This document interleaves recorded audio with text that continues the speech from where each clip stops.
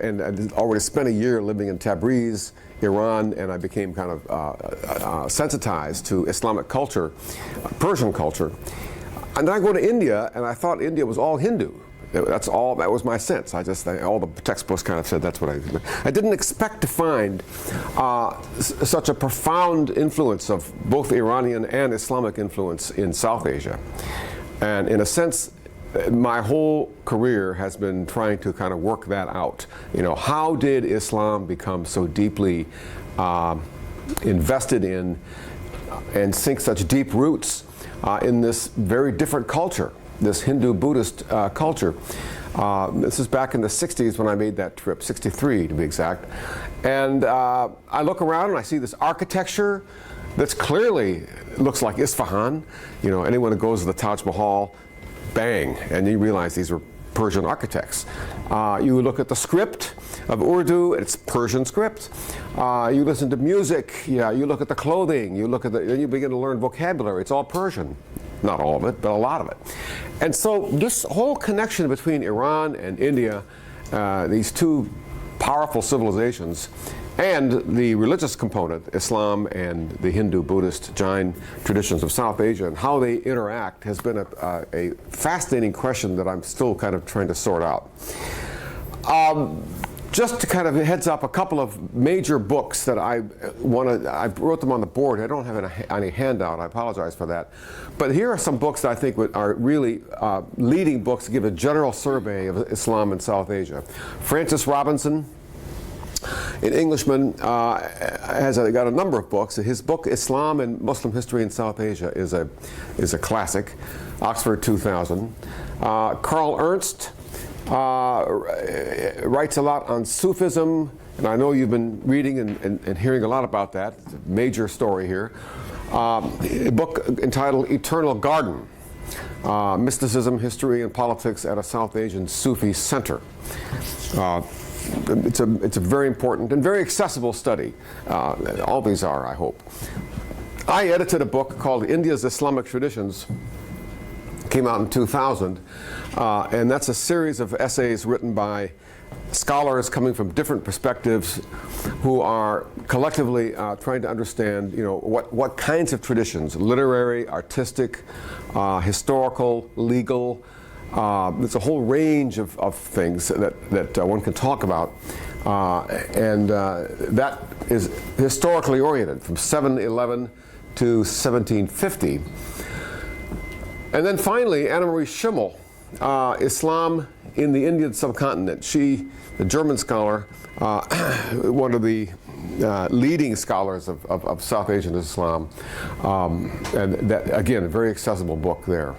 So what I'm going to do is kind of give hopefully about a 45-minute overall presentation here.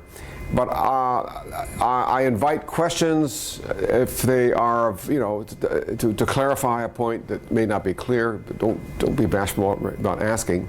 And then afterwards, we'll have about 20 minutes or so, 15, 20 minutes of general questioning to kind of move into a more substantive nature.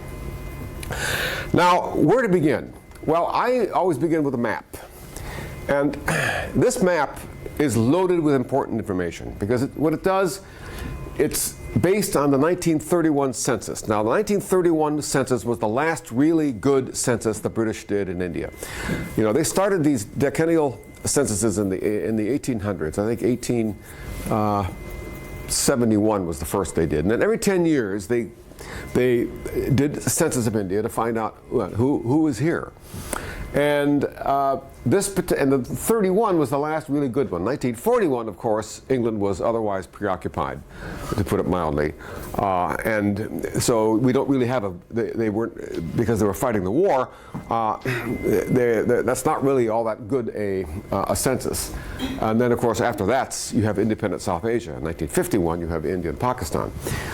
But you can already see the map of Pakistan and Bangladesh kind of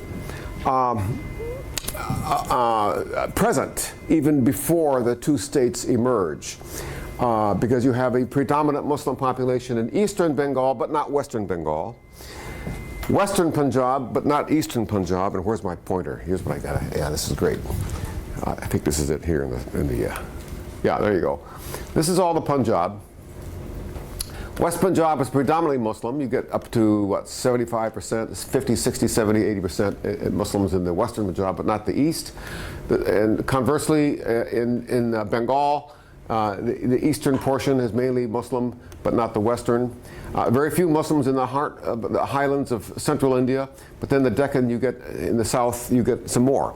So one of the questions that's always kind of animated my own research is, how do you explain this uneven distribution of Muslims in South Asia? Especially given the fact that South Asia is home to 1/3 of the world's Muslim population. That's more Muslims are in South Asia than there are in the Middle East. That's a shocking, not by much. It's a close race, but it's amazing to think about that. You know, after Indonesia, which is the world's largest Muslim population, the next two, next three, India, Pakistan, Bangladesh, and they're all very close, very similar populations, somewhere around 300 or 400 million, each one of them. And you add those together, and you begin to realize that South Asia, in terms of demography, really is the center of gravity of the Muslim world. This is a jarring fact because we've always been taught to believe that, you know, the Middle East is somehow the heartland of Islam. Historically, of course, that's obviously true. But the area where it sunk its roots demographically in terms of the Muslim population, it really is South Asia.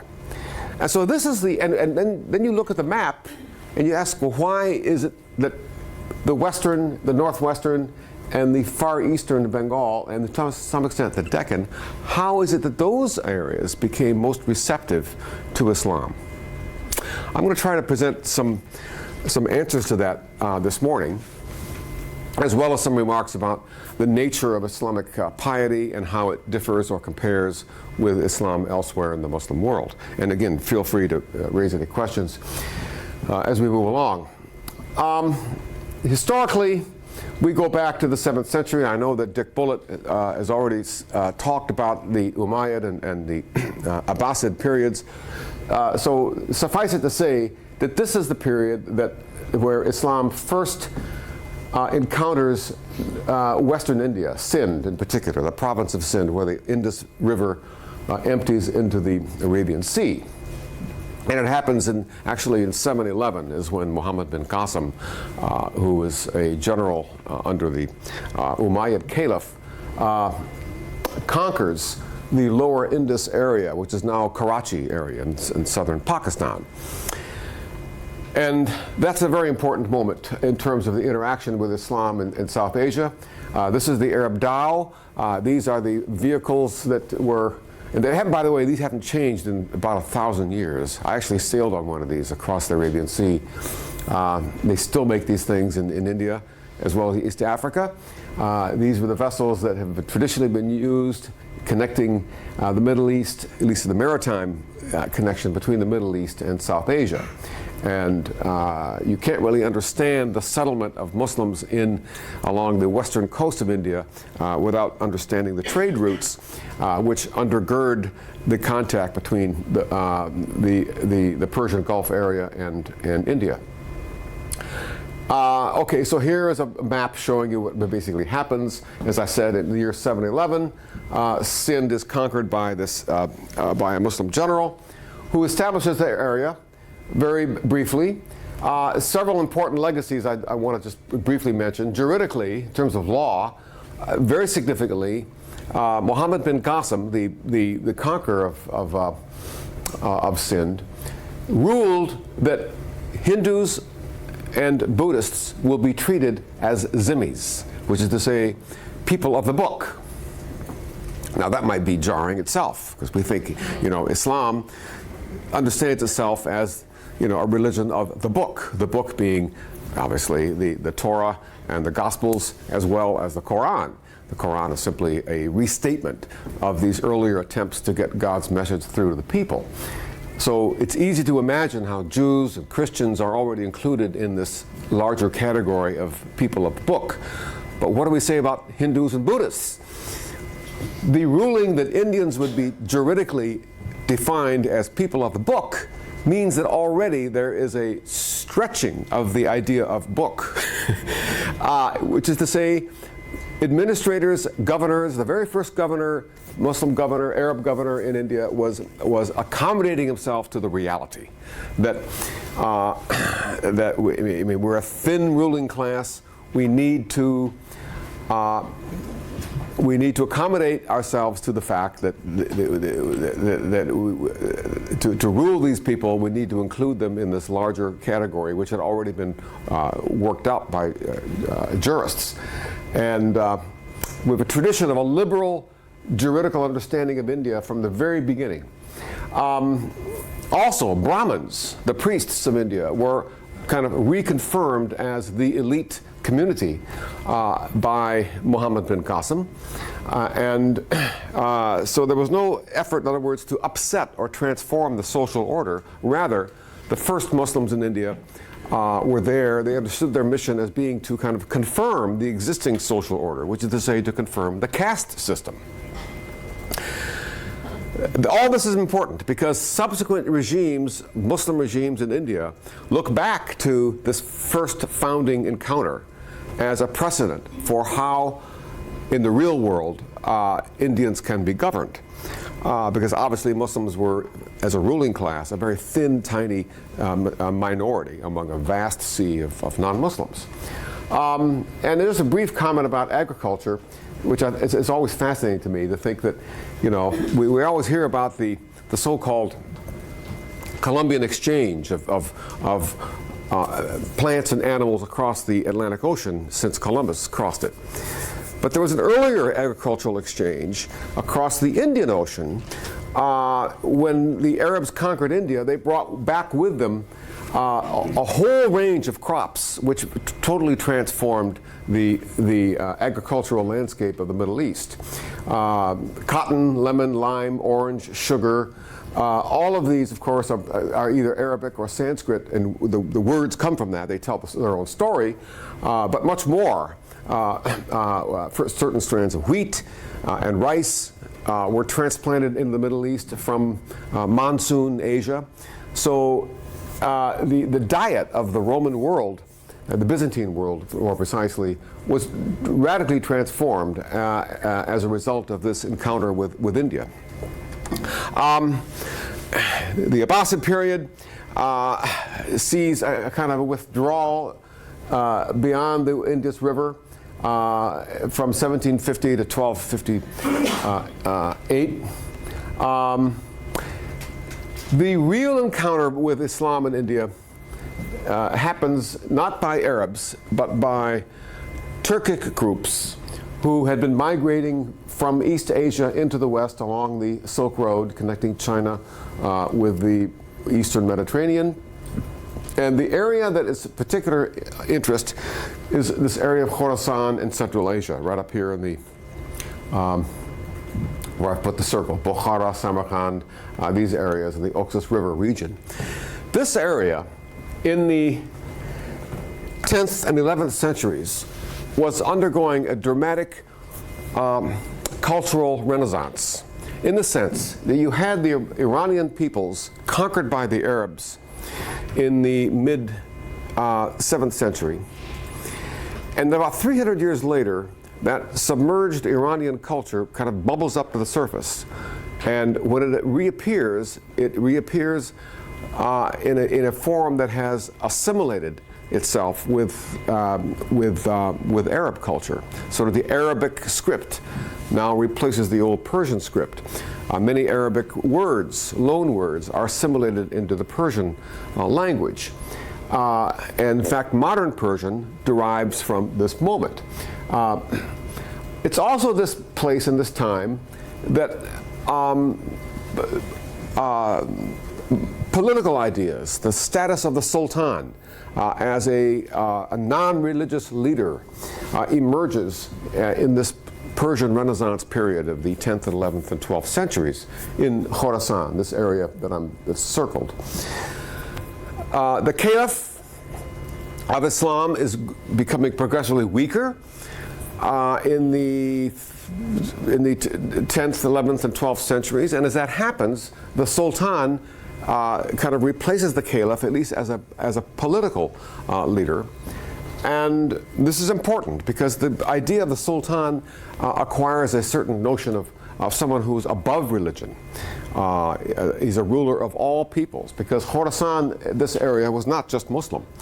It was, of course, there were Shi'is, there were Sunnis, but there were also Buddhists there, large Jewish population, very large Christian population, Nestorian Christians were there, Shaman Turkish population. In other words, you had a variety of different peoples in Khorasan in the 9th, 10th, and 11th century, kind of cooking up this idea of a secular Islamic regime where religion and state have a de facto separation. And of course, Persian language is, as I said, invented at this time. It's always struck me as fascinating that, we always talk about how English language emerged about 300 years after the Norman conquest of 1066. You get 300 years later, you get Chaucer. Another couple hundred years, you get Shakespeare, where English and French have kind of merged after 300 years after that conquest. Same thing happens with Persian. About 300 years after the Arab conquest of Iran, this synthesis of Arabic and Persian takes place, and it happens in this area. Then Turks begin to move into North India, and they carry this hybridized culture with them. The 1030 is the date of the Mahmud of Ghazni, a Turkish general, who makes these raids, and these arrows are indicating raids of India. He's sacking temples in order to acquire wealth, to mobilize, to create a larger sultanate to the west, because Khorasan, this area to the west, was what was kind of the prize. India was only used as a kind of a source of wealth in the 11th century. It's not till the 12th and 13th century that we begin to get settlement of Turks moving down these migration corridors, and that's the term I would use to describe these routes. Oops, sorry. Let me go back. What am I doing? Go back here. Yeah. The term I would use is a migration corridor. These are actually routes, old trade routes, bringing horses and silver into India. India has always been deficient in two things. Horses don't do well in India because there's a competition for land by peasant population, plus there's no grassland as you have in Central Asia. So there's a constant need to import war horses by all dynasties of India. And secondly, there's no silver mines in India. So India has an old history of exporting textiles, importing silver and war horses. And so these roads that connect Samarkand and Bukhara and Central Asia with South Asia are basically trade routes, moving down into Lahore, from Lahore to Delhi, and from Delhi east down the Gangetic Plain toward Bengal, as well as south into Gujarat, and from there into the Deccan Plateau. And these migration corridors, while they're commercial, they are also let me go back to that. Oh yeah. They are also important because they facilitate the migration of large populations who are being moved out of Central Asia because of the Mongols.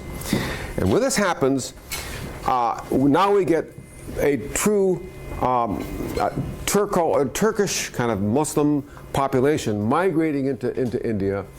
Delhi becomes filled up with populations of transplanted immigrants who are fleeing the terror of the Mongol invasions of Central Asia. And when they come, they arrive with a sense of authority that's already been kind of worked out in that Persian Renaissance.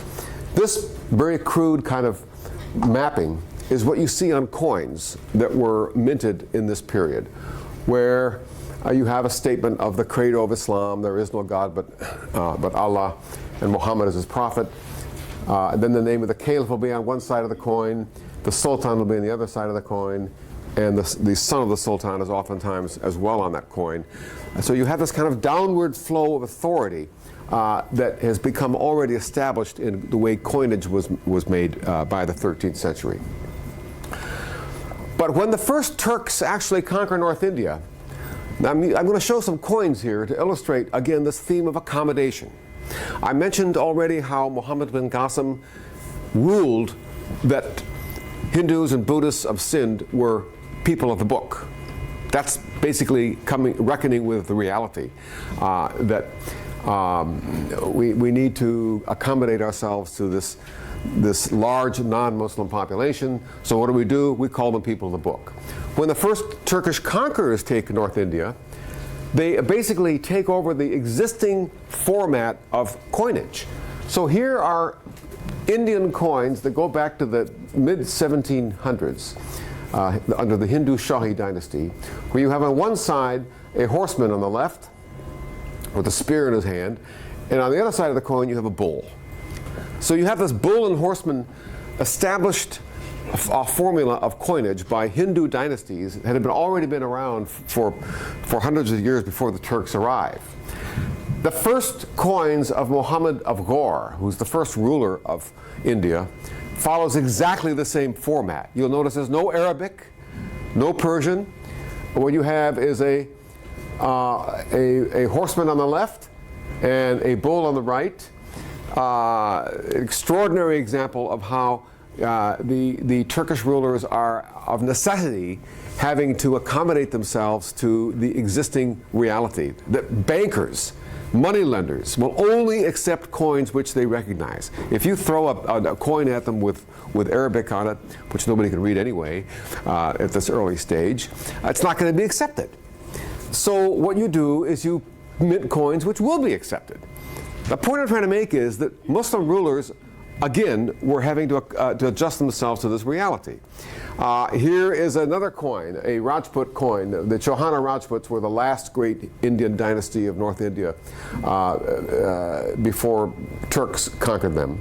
And their coins had on one side this image of the goddess Lakshmi, a famous goddess of wealth, and you see her there. The kind of Indian beauty of the 12th century on the left, and on the right you have the name of the Chauhana Rajputs in Devanagari script, the Indian script. And then what happens when Muhammad of Ghor shows up? Behold, all that you've heard about, Muslims not having images on their coins. Forget that. This is reality. We are accommodating to the reality. We need to have coins which the Indian bankers will accept. We need to have coins that are already familiar. Otherwise, what are we doing here? So Muhammad of Ghor starts minting coins with Lakshmi on one side and with his name in Sanskrit, Devanagari script, on the opposite side. Pragmatism is overcoming ideology, quite obviously. And yet, look at this double game that Muhammad of Ghor, the first Turkish ruler of North India, is playing. He's ruling both Afghanistan and North India. The coins that are minted for circulation in Afghanistan follow the traditional classic Arabic formula. And you'll find this would have circulated anywhere in the Muslim world. And it has all the formula I talked about earlier, where you have God, Caliph, Sultan, son of Sultan, is downward authority, all in Arabic. There's no imagery, no images, nothing like that at all. But the same Sultan at the same time is minting these coins in India. So I think this is a fascinating point illustrating this whole idea of the need to accommodate politically with this reality. The Turks were ruling this area in North India in the 13th century. This is more or less the extent of their rule. You can see they swept very quickly down the Gangetic Plain, knocking over these Rajput houses, the Chandalas, the Paramaras, and so forth in central and northern India. And then they established the Delhi Sultanate. The Delhi Sultanate was the first ruling house of North India. And you can see in this map the territorial extent under the founder, Muhammad of Ghor, and his slave successor, Aibek. His name is up there at the very top, rules this heartland of Upper India. And then his successor, Iltutmish, another Turkish slave actually, takes this much larger area. So this North India becomes the heartland of Muslim rule by the 13th century when the Delhi Sultanate is established. Architecturally, we begin to see spectacular monuments. This is a minaret. It's often been thought of as kind of a victory tower because obviously if a muezzin is doing his call to the prayer at the top of this thing, nobody's going to hear him. This is before microphones and loudspeakers. And so it's oftentimes thought this is really art historians dispute exactly what this tower was all about. It's clearly a statement, though, of occupation. Nothing like this had existed in India prior to the Turkish arrival. And this is the very first architectural Indo-Muslim monument in India, the great Qutub Minar.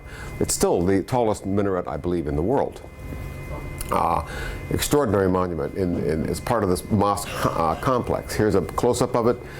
You can see juxtaposing white marble with red sandstone. And the writing on it is not only Arabic, but also Devanagari. Indian workmen made this. They used local workmen, and we actually find on this tower invocations not to Allah, and not only to Allah, but also to the patron god of craftsmen among the Hindus. So it's a remarkable kind of monument. It's not just to Islam, but also to the workmen who were building it. It was made of recycled columns from either Jain or Hindu temples, stacked end on end to give them greater height. You can see there's one column here, and then a second one is stacked above it. So you have these large, very high enclosures for prayer halls in this mosque. And but behind all this is the larger story that I want to just briefly touch on, is the Mongols were really the force that were pushing all this process in India. The Mongols, of course, have swept across from China in the 13th century. Of course, they succeed in conquering China. They never conquer India. They can't get beyond the Hindu Kush area. Now, that's important. Genghis Khan himself was knocking at the door of India in 1221 or 1231 when he was there, but didn't make it through. The fact that the Mongols were unable to conquer India meant that India became understood by all these migrants who were pushed out of Central Asia, fleeing the Mongol terror.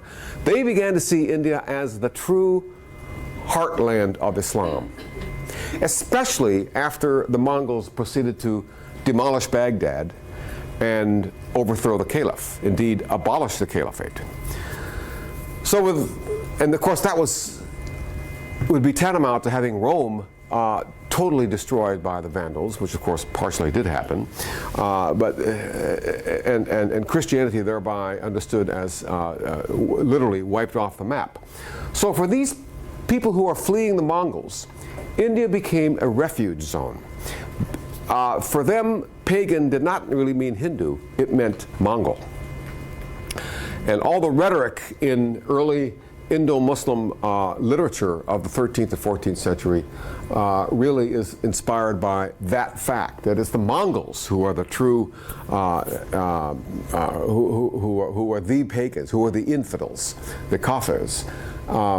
So India then becomes an area, as I said earlier, of filling up through these, following these migration corridors, large numbers of people fleeing to North India.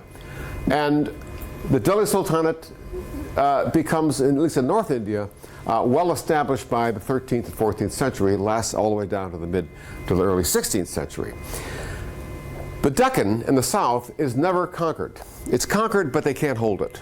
So there's this long divide between North India and the Deccan that exists. But behind all that, underlined in red, are the Mongols, who, as I said earlier, do not succeed in conquering India, but they have driven all this Persianized Turkish population into South Asia, who now begin to see India as the true home of Islam, given the fact that Baghdad has been destroyed in 1258, the caliph has been executed, the office has been abolished, and so the Sultan of India becomes the focus of many pious Muslims who are now looking for spiritual direction, even though the Sultan doesn't have a spiritual bone in his body. Most of these guys are Turkish slaves who have no genealogical connection with aristocracy or whatever, yet they're built up by their ideologues, by their propagandists as these focus of Muslims. As I said, briefly, South India was conquered, at least down pretty far south. Two capitals were established in the 14th century in Delhi and also in Dowlatabad. Here's Delhi. This is 13th century Delhi, which still looks like this today. These are the ramparts of what they call Tughlaqabad. And Delhi now becomes identified as the capital of India. From this point on, any dynasty that has pretensions of ruling India has to control Delhi. This is true all the way down to the 20th century. When the British needed to establish themselves as the natural rulers of India, they moved their capital in 1911 from Calcutta to New Delhi. They did the same thing that Muslim dynasties had been doing for the previous millennium, building another city of Delhi, not occupying the same palaces that the predecessors had done, but palaces nearby, or building new palaces, so there's another Delhi in the region. That's Tughlaqabad. And in the south, in the Deccan, Dowlatabad was this co-capital that the sultans built and ruled from there as well. Here is the great mosque in Dowlatabad.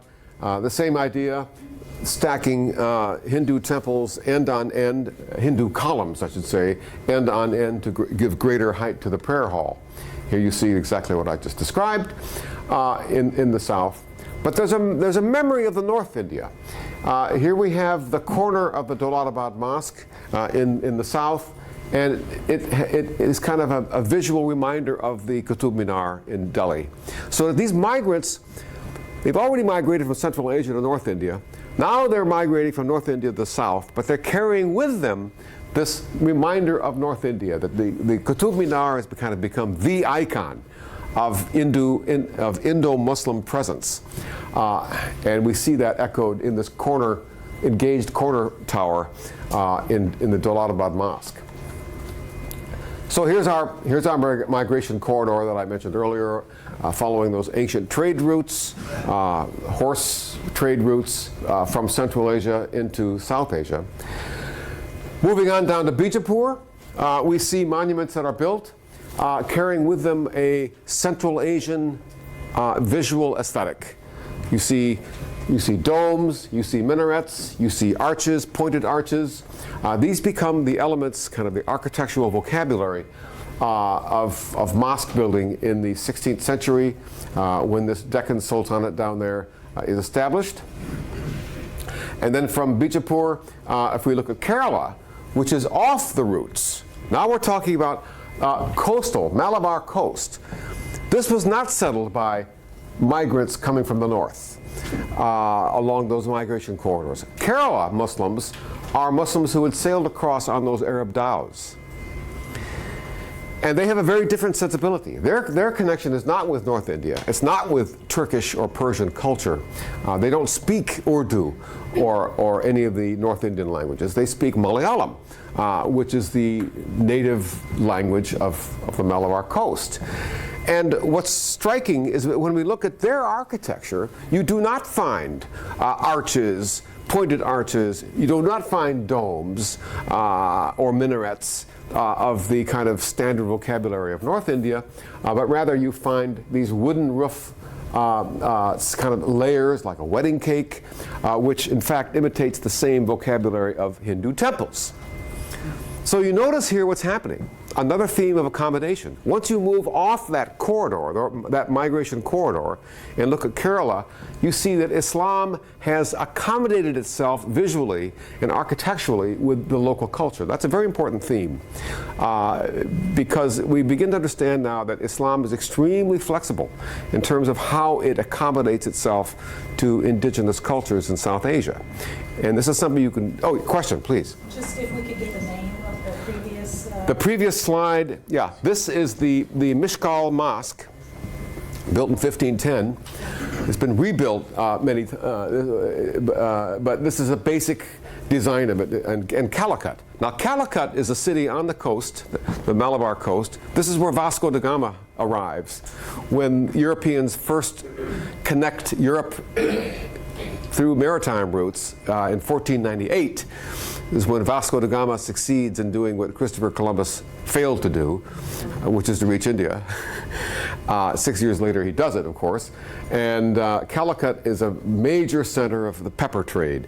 And this was where, and cardamom, and all these spices of South India were flowing out into the Indian Ocean world through the port of Calicut. It was a major metropolis. And this is the Great Mosque of Calicut. And as I said, this is the architecture basically is using the same vocabulary that was already familiar to the people of Kerala. If we talk about, never mind Kerala, let's go to Bengal. Bengal is also an area that's very far from these routes, these migration corridor. Now we're at the very end of this Indo-Gangetic plain in far eastern India, and what we find here is mosques appearing with distinctive characteristics. You have terracotta panels on the walls. You have a curved cornice, which is the classic design of the Bengali village hut. Our word bungalow is derived from the word Bengal, which is the Bengal style, which is a curved, made of thatched and bamboo. It's curved so that rain, the monsoon rain, which is very high in Bengal, will drain off. So this idea of a curved cornice is a very Bengali phenomenon, as well as the terracotta panels on the front. It's all brick. There's no marble or granite or hard stone in Bengal. You build everything of brick. And what's extraordinary about this monument is if we compare it with temples of Bengal, lo and behold, we find the same architectural vocabulary. We have terracotta panels on the front. We have the curved cornice, which is derived, again, from this kind of vernacular vocabulary of village Bengal.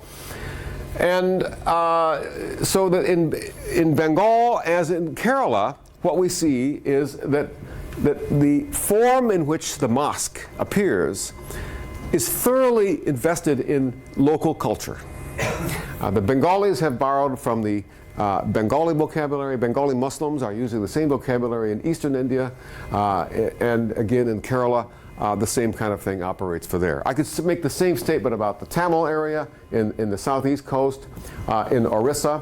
The point is that when we move away from this kind of central, this migration corridor going down the spine of South Asia, then we see much more accommodation to indigenous culture. Tamerlane invades India in 1398-99. He dies in 1405. He does not stay to rule India, but his base is at Samarkand, Timur is. But he shakes up North India in the sense that he destroys Delhi. Delhi had been the capital of North India, the successive dynasties, the Delhi Sultanate for several centuries. And now what happens after Tamerlane is that North India becomes, it loses its focus. Delhi is no longer the center of Indo-Muslim polity. And he brings with him a Central Asian sensibility. Here we have the tomb of Timur himself in Samarkand. You see all these very extraordinary elements, high drums, vaulting techniques that allow you to soar up to the sky. This is all new ideas. Glazed tile covered all over the surfaces of Central Asian mosques. And they're freestanding, and the overall effect then is to be able to be seen from afar. I mean, Timur himself introduces into Islamic architecture this idea of kind of over-the-top, extravagant visual statements that you see. And all of this is carried into India by the next great conqueror of North India, this kind of glazed tile techniques, which of course is Babur. B-A-B-U-R. Babur, and you can see from this painting, this is not Babur, but this is the family in the early 16th century. It's very Central Asian. You can just see from the facial characteristics that these are not Indians. These are people who have come from Central Asia. But a very cosmopolitan Central Asian style is brought to North India by Babur, who's depicted here founding a garden. It says in Persian that he's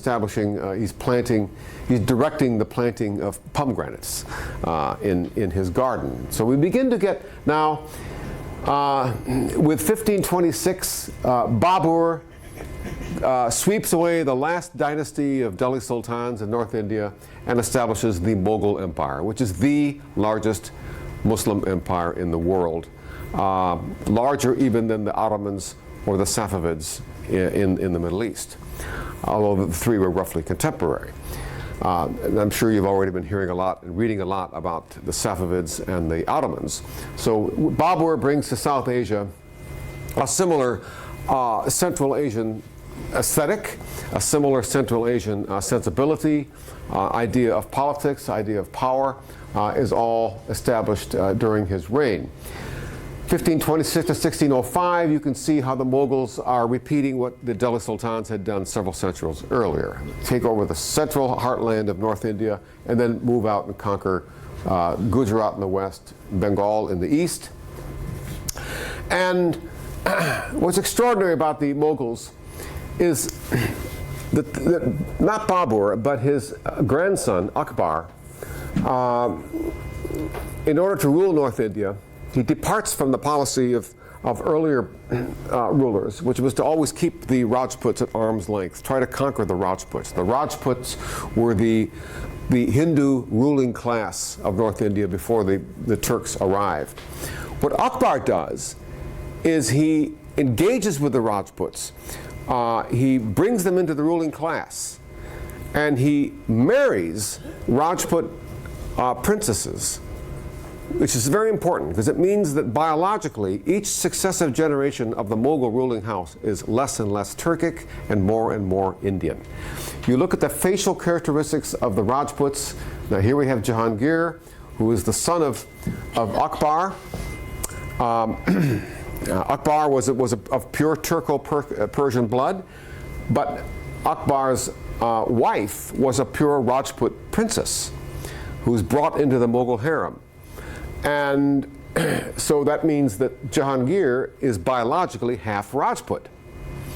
Jahangir, in turn, marries other Rajput women, princesses. Of course, these are all political marriages, much like Europe knew at roughly the same time.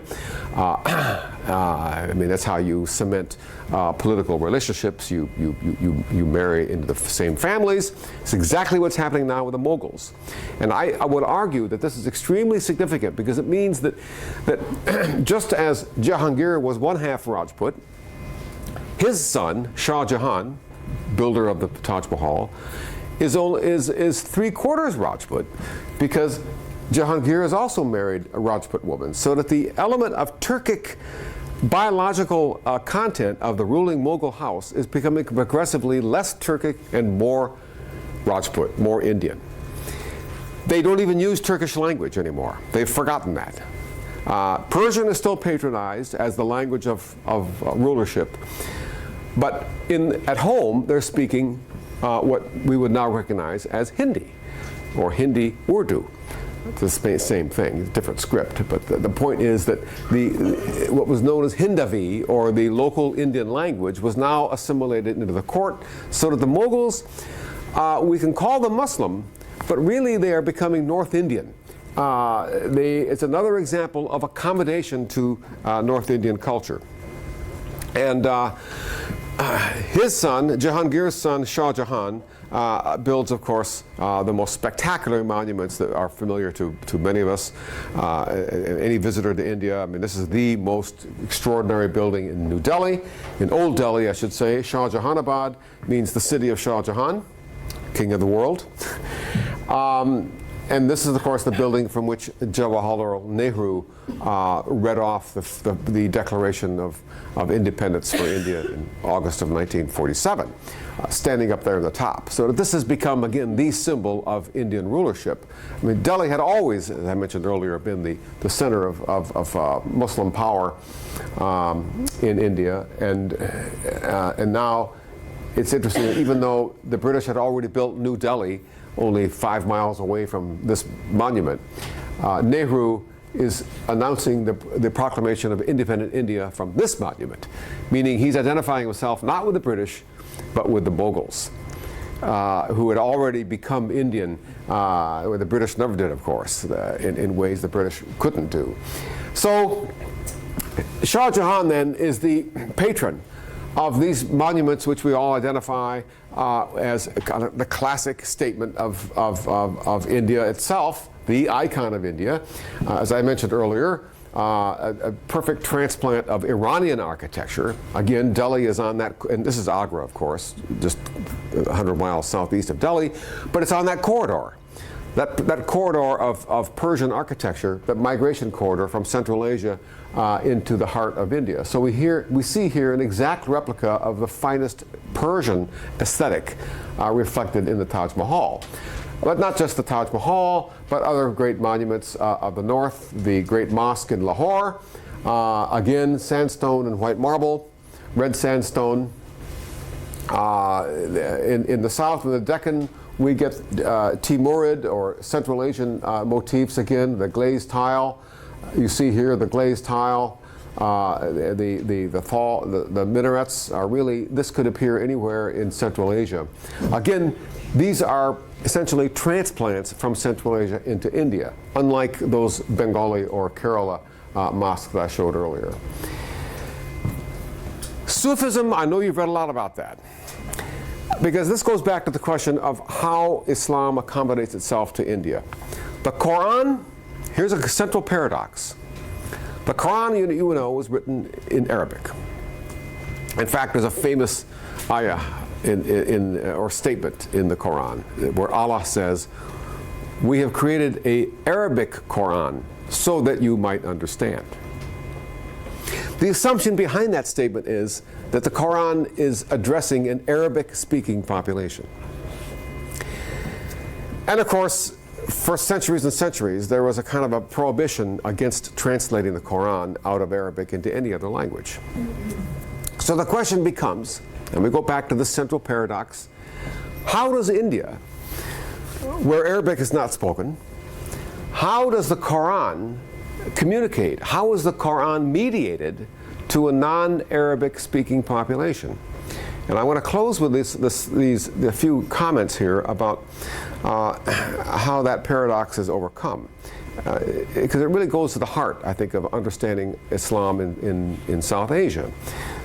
How does Islam, why is it that South Asia is the demographic heartland of the Islamic religion? Not Middle East, but South Asia, when this is a non-Arabic speaking area? That's the central paradox. One of the answers is that whereas the Bible, of course, is freely translated out of Hebrew and Greek into Latin, into all the vernacular languages with the Reformation, this does not happen with the Quran. So we need to redefine our understanding of translation. We do not find a word-by-word. Translation is not just a word-by-word translation of meaning from Arabic into other languages.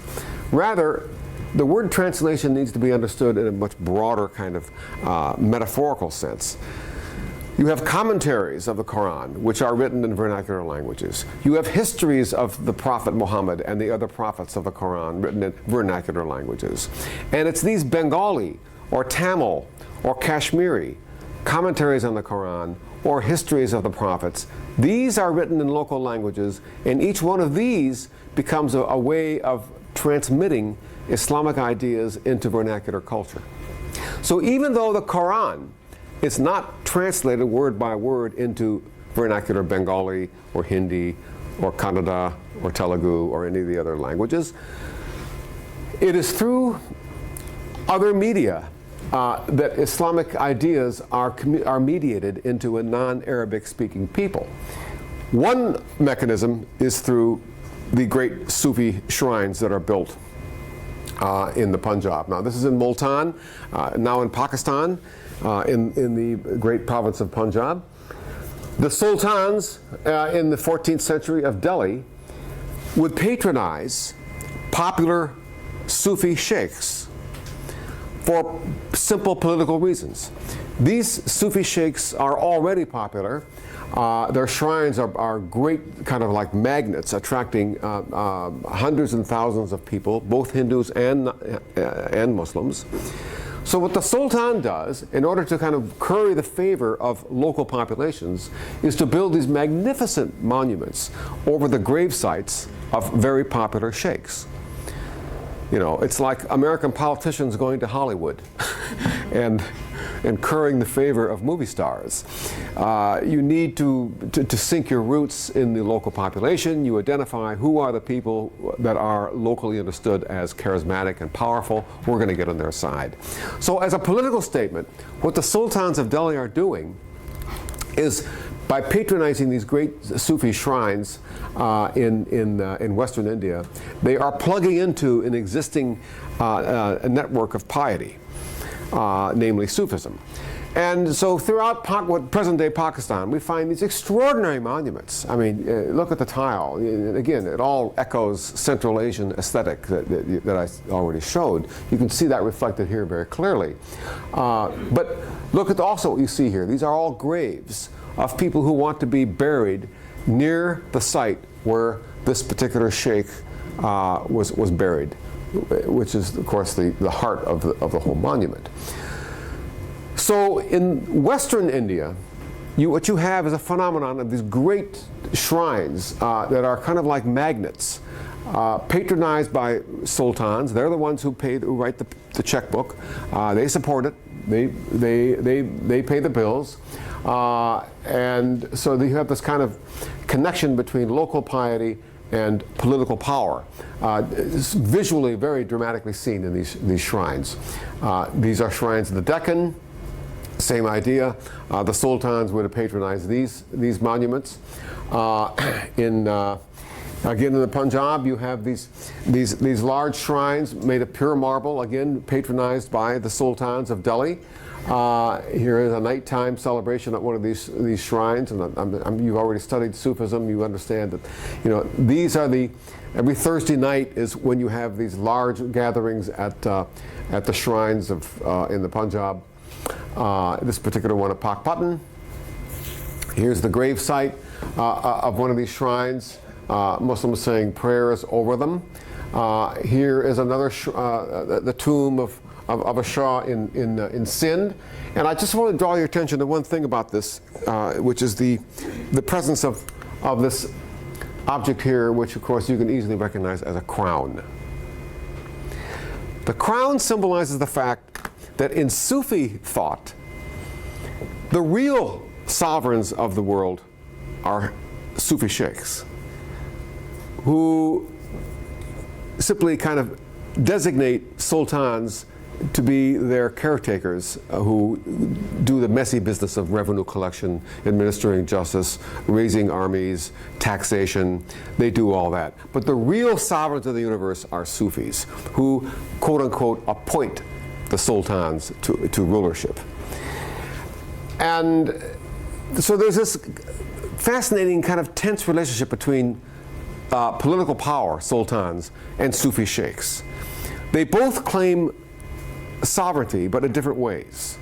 The sultans are out there fighting their battles, collecting taxes, and all the rest of it. But they also used Sufis many times to serve as in their coronation ceremonies. It's Sufi sheikhs who actually put the crown on their head, because it's understood in the Sufi discourse that Sufis are the real sovereigns of the world. And you see that echoed here in this tomb where we have an actual crown.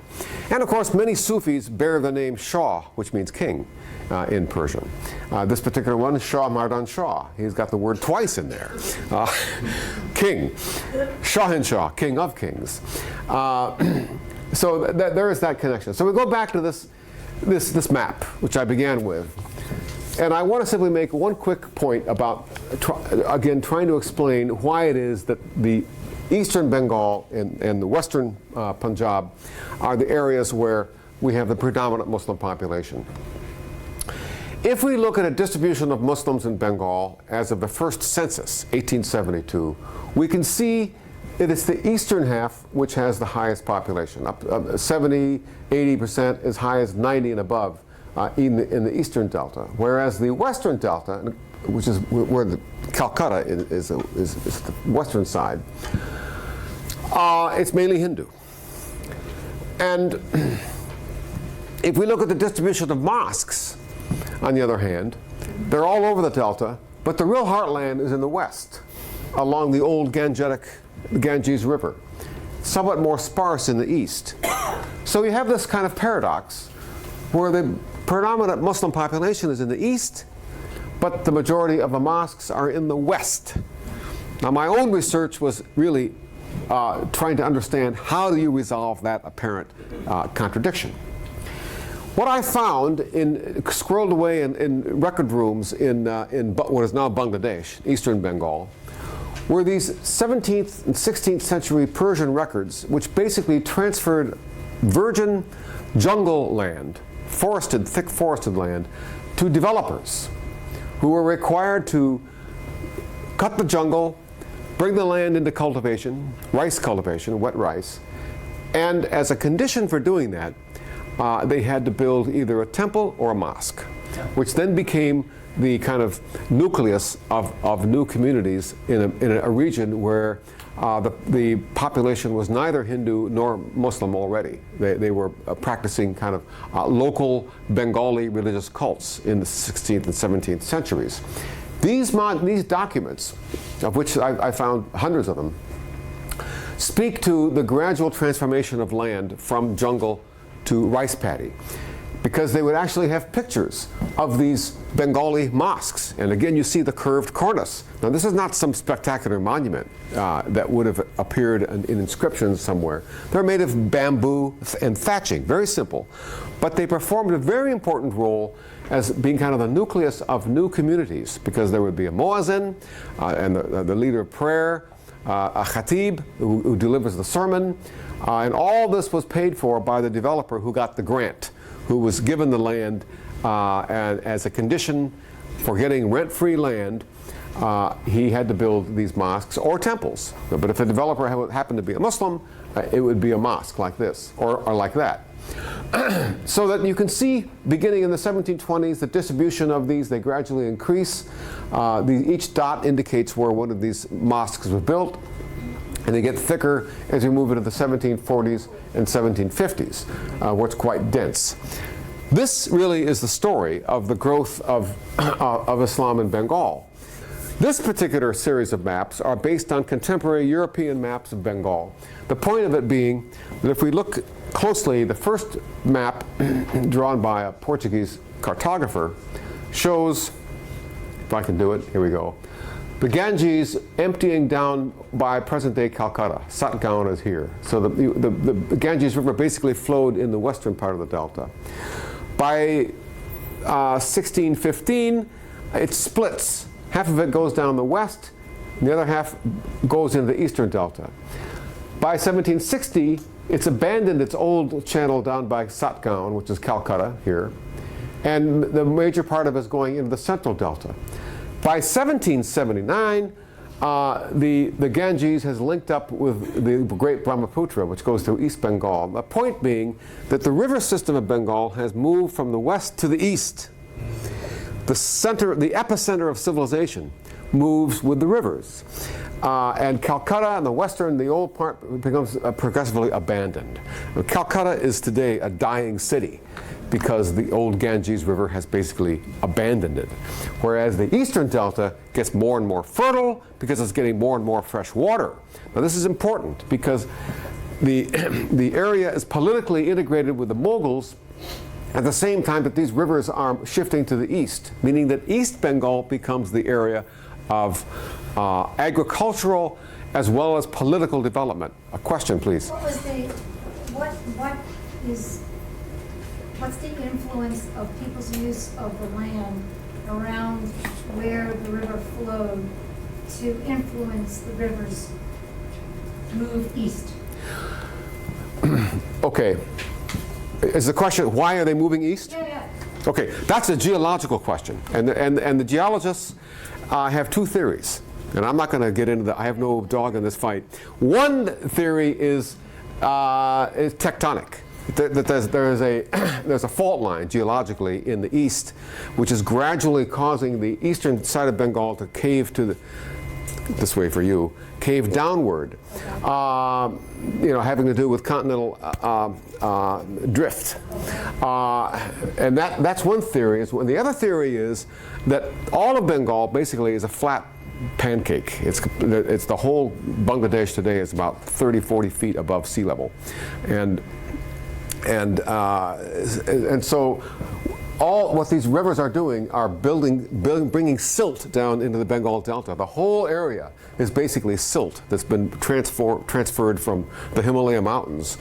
Topsoil gets moved down to this area. So it's very rich because the Ganges and the Meghna and the Brahmaputra, all these rivers are bringing huge loads of silt down.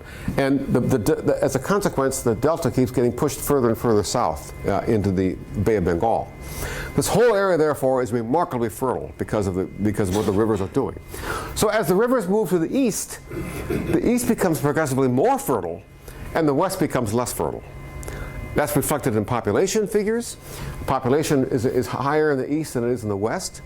And this is also reflected in the pattern of development of villages. So these records I showed you, these Persian manuscripts, what they're really showing you is that the land is being transformed from jungle to rice paddy. And that means that and rice paddy supports a lot more people than jungle can, obviously. So all this is happening at the same time, that there's an agrarian transformation at the same time that people are being introduced for the first time to a world religion. That Islam is identified with forest development. And one of the things that's unique about Sufism in eastern Bengal is that Sufis are typically identified with not just preaching Islam, but with preaching agriculture. They're identified with the people who first brought the technology of rice cultivation to the east. So the Muslims notions of Islamic piety today are associated with agriculture. You talk to peasants in Bangladesh, and they will say that we peasants are the true Muslims because we're doing what God told told Adam to do, that Adam was instructed to take the plow and to master the earth by plowing the earth. Whereas those folks in the city who are not plowing the land are not really as good Muslims as we are. So they've internalized this idea, this connection between agriculture and Islamic religion in ways that are fascinating because many textbooks you read about Islam repeat this old idea that Islam is somehow of an urban religion. It's a Middle Eastern idea. It might work for Baghdad, and Damascus and all the famous centers of Islam in the Middle East. But when you move into the Indian subcontinent, which is monsoon, there the whole thing is inverted. And that Islam is now understood as an agrarian phenomenon. And these saints, these Sufis, are associated with people who bring Islamic piety to Bengal. So I'll close with this image. The Punjab was settled again primarily by transplanted Persianized Turks who have been pushed out of Central Asia by the Mongols, and they bring with them a very Central Asian aesthetic sensibility. So that the sultans who are ruling from Delhi will patronize monuments which could easily have appeared in Central Asia, in Samarkand and Bukhara, any of the great cities of Central Asia. Here you have these powerful Sufi sheikhs who are loaded with barakah or charisma, who are seen as kind of conduits between us humans and Allah. And so people want to be buried there. They go there on pilgrimage. They have hugely important festivals that take place at these great shrines in the Punjab. And so these become the magnets for local populations of people who are not yet Hindu. They're kind of on the way to becoming Hindu, but they're not quite there yet in the 12th century. And so the Punjab has a very different kind of entree into Islam than Bengal. In Bengal, you don't have these great monuments. What you have are simple thatched and bamboo huts, which become the earliest mosques. As I've tried to suggest, we see that already in those documents earlier on. And those are the kind of important ways in which Islam is mediated to a very different population in Bengal from Punjab. One of the reasons that Pakistan broke up in 1971, in 1947 you have two wings, a west and an east. Even though Bengal is more populated than West Pakistan, East Pakistan was always looked down upon as not really being Muslim. These Bengalis, they ate fish and rice instead of wheat and meat, like us Punjabis. And we see the aesthetic style of Bengal and Punjab also very different. So Bengal breaks away from Pakistan in 1971 and establishes Bangladesh because Islam no longer was understood as a sufficient glue holding together these two separate provinces of the state. And I would argue, as you can see here reflected in architecture, that the whole sensibility of Bengali Muslims and Punjabi Muslims is very different, as understood in terms of how they relate to their sheikhs and their mosques. Now, I know that we're getting late on time, Sam, so I wanted to... We can take a little, we have a 20-minute break, so we can cut into it a little bit. So we can take maybe 15 minutes of questions. Yeah, that's exactly what I want to do. This is kind of gives an overall kind of introduction to the whole story, kind of historical background. And why don't we do that? Why don't we take questions, and I'd be happy to kind of start this discussion.